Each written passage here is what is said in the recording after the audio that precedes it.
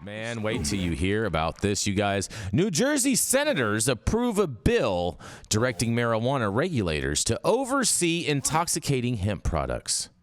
Stores that look like dispensaries are setting up shop in towns across New Jersey, putting CBD lotion, Delta-8 gummies, and hemp products on their shelves without facing the same regulations and oversight as legal cannabis dispensaries. Now, lawmakers are weighing whether those retailers should be required to get certain licensing and if the state's Cannabis Regulatory Commission should oversee hemp products. A new bill would regulate the production and sale of intoxicating hemp products that include less than 0.5 milligrams of THC, the chemical that gets someone high per serving. Under the bill, hemp products would only be sold in licensed dispensaries alongside cannabis products, and it would also amend the New Jersey Hemp Farming Act to set limits on how much THC can be sold in hemp products. A cap that some critics say is far too low. In a quote, "The main intent, I think we would all agree, is that there is a phenomenal amount of unregulated, unlicensed, untested cannabis products on gas station shelves, convenience store shelves, and they don't go through any regulated process. Teens have access to this, and this bill attempts to capture that to prevent that," said Scott Rutter of the New Jersey Cannabis Business Association. The bill calls for the Cannabis Agency to regulate the sale of all hemp and cannabis products and put new regulations in place for retailers. The Department of Agriculture would continue regulating the cultivation of hemp, and the Attorney General's office would enforce the law against those selling hemp items without a license. Similar to cannabis, a 2018 bill passed in Congress opened the door for smoke shops to legally sell hemp products like Delta-8, CBD, and CBN. No license is required to sell these products, and they aren't approved by federal or state agencies. They do not get customers high in the way that marijuana with Delta-9 THC does, but with little regulation and easy access, Delta-8 may be sold in high quantities to children, which led the Food and Drug Administration to issue a warning about the drug back in 2022. It noted more than 2,300 Delta-8 exposure cases were reported during the 14 months starting on January 1st of 2021, and symptoms of Delta-8 exposure can include dizziness, vomiting, difficulty walking, confusion, and difficulty breathing. The New Jersey bill advanced out of the Senate Judiciary Committee Thursday after nearly an hour of testimony by a 6-2 vote, with Republican Senator John Bramnick and Kristen Corrado voting no. While most people testifying Thursday were supportive of the bill's goal, they differed over the details. Brewery owners and liquor industry representatives opposed any move that would bar them from selling low-dose hemp drinks. Eric Orlando of the Brewers Guild of New Jersey suggested allowing alcohol licenses to also apply for a type cannabis license, allowing them to manufacture or sell hemp beverages. In a quote, "We're not opposed to regulating these products, but we think we should afford local manufacturers the ability to produce and sell these beverages," he said. Dispensaries have strict zoning and site approval plans and may not be prepared to store and sell these products, said Michael Halfcare, executive director of the Beer Wholesalers Association of New Jersey. And beverage distributors that have been in the game already have warehouses and refrigerators designed to carry them, he said. Half Acre believes there's a better marketplace for these drinks in liquor stores. He noted that in California, where THC drinks are sold in dispensaries, they account for less than 1% of sales. Well, that's because no one buys this crap, you guys. And hemp drinks should be regulated by the state's Division of Alcoholic Beverage Control, he added, and says, in quotes, "These products are packaged like beer. They're shipped, delivered, and stored like beer. They're intoxicating like beer and are marketed and sold in many other states like beer." I only know of one of them, but nonetheless. He also says there is no reason to treat them radically different here in New Jersey, Halfcare said. Cantrip CEO Adam Terry said he founded his cannabis-infused beverage company as an alternative to alcohol and for curious cannabis consumers. His product is available in several states that allow hemp sales, and he wants to bring it to New Jersey, but said that wouldn't be viable under the current legislation. He said in Minnesota, he worked with officials to allow adult THC beverages to be sold at liquor stores. And that's where they're getting all this stuff from, you guys. Hemp drinks pay an additional tax, bringing extra revenue into the state. He said the bill as written is misaligned with industry and national best practices, he said.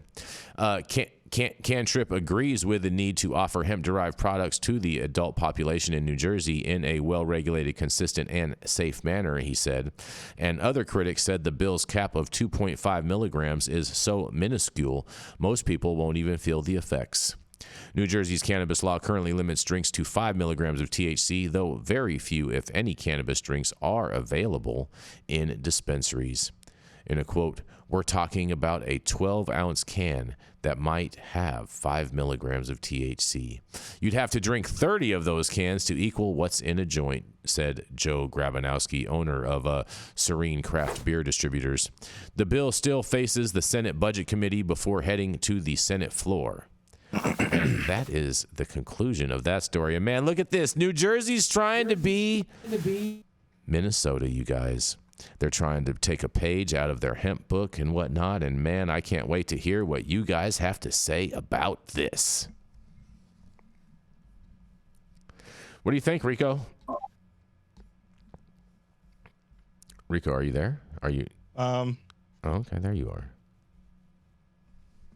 I'm here. Okay. What do you think about this? Yeah, I hear Rico was powerfully underwhelmed by your story, Jason. I figured he was going to have something really smart to say because they're basically trying to turn New Jersey into Minnesota with this beverage bill. I keep hearing all this buzz about. I'm really excited to someday contact that stuff because I keep hearing all this buzz about Minnesota's amazing beverages. It's they're not amazing. Yeah, Matthew. man. And beverages are on the rise, Jason. Beverages are not on the rise, bro. All these people are doing is selling you fancy lipstick water. Okay, that's all that they're doing. All right. You know what? And people like this fancy lipstick water, and it's a great way. It's a great entryway into cannabis is by these low potency drinks. Period. So they're attempting to regulate that. Yeah, I mean, we need a place to be. Go ahead. Go ahead. Brandon, I think you're on mute, Brandon. And less and less people are drinking alcohol. You don't want the effects of alcohol. Go to a low potency THC drink. It's a great alternative. Even though Jason Beck doesn't believe it's a real thing. I've been saying this for years, years and years, that the form factor that people understand when they do something mind altering on a mass scale is beverage. That's people pop champagne, they open wine bottles, they drink beers. That is the way that people consume. So I think about my mom getting a blowtorch to do a dab. It's not going to happen. But a low dose THC drink is where her ability to overcome the fear and the stigma with a form factor that she understands, that she's comfortable with. And then the fact that you can accurately dose, where if you smoke a joint, it's hard to tell how high you're going to get, depending, if you're brand new. So with a dosed can of something that's 2.5 milligrams, that start small, go slow thing becomes a lot easier. And then, people are doing something they're comfortable with. Yeah, but it's two totally different highs, though, Jamie. Two totally different highs for smoking and the beverage. But we're not talking about somebody who's already used to getting high. We're talking about the curious. Let me tell you something. So there's some interesting data on this, Jamie. I think you'll find this extremely interesting. So there's a study that came out, and it actually shows that brand new first-time patients, that is their first time going into a cannabis store, that if they purchase a pre-roll or a flower, they have a 60 to 90% chance of coming back to purchase again. And all the people that purchase gummies on their first time, they pretty much only 10% of them return as patients. yeah, I could tell you from having run an edible company, there were a lot of people that would eat the whole bang chocolate bar, 100 milligrams, 240 milligrams, and they'd have a terrible time. But if you read the instructions, you know. I mean, who reads the instructions? I mean, right. I mean, dads across So America. Jay, I've seen a bunch of people doing retail and just also going into clubs and consumption lounges because I'm endlessly fascinated with the social scene around cannabis. I have to the second what Jamie said. What I'm seeing is people, especially people in like the bigger cities who are going to a consumption lounge after work and they want to socialize, are so used to the alcohol beverage model that it just fits in with what they do. And it also, in buying several drinks, it supports the consumption lounges. The consumption lounges actually make more money because one of the problems the consumption lounge has, if like 7 people come in and they smoke a joint and they sit there for an hour and a half, you just made like $10 to like keep that whole booth busy. Whereas if those same people are running through multiple drinks, and then you're able to make money. And you know, actually it's more problem. The alcoholic beverage model is like really the only model to support any type of nightlife at all. Because of that, you know, rent and business costs, et cetera, like you got to be just cranking out these $10 and $15 drinks one after the next. And I don't like to agree. That's like definitely not my job on this show. Not my forte, but I am going to have to agree with Jamie. I'm going to have to agree with Matthew.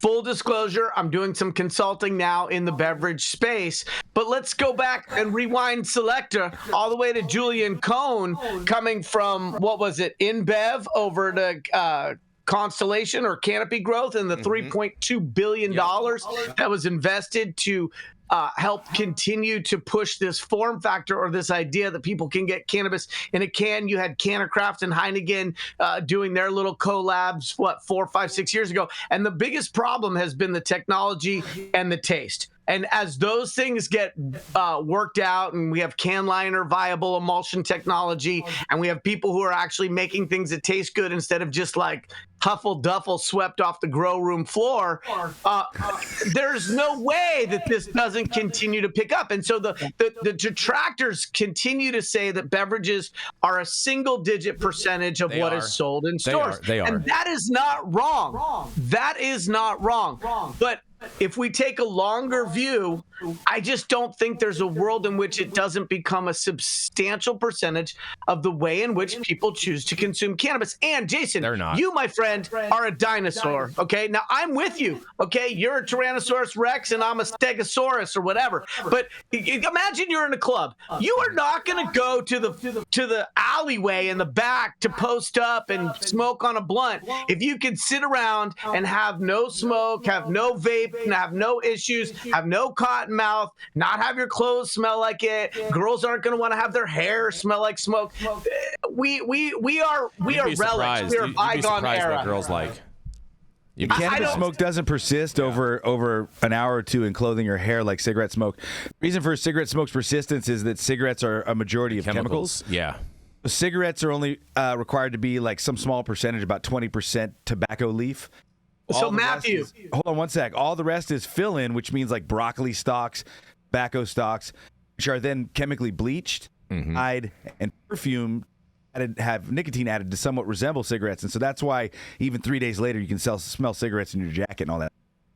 Matthew, when you say that cannabis smoke doesn't last in your hair but more than an hour, I look at you on the screen and I'm thinking, yeah, that's an I statement. Oh, that's cute. I see what you did there, Yarrow. I did find it funny. I did find it funny, Yarrow. And then there's the piece where you get nose blind, where I can't even smell it anymore. And you walk in somewhere and you're just loud, and then people look at you and you're like, "Do I smell like weed?" They're like, "Yeah, but it's probably all in my hair." Exactly. The cologne I wear is extremely expensive and is actually the best cologne in the world because it is all comes from the best weed in the world.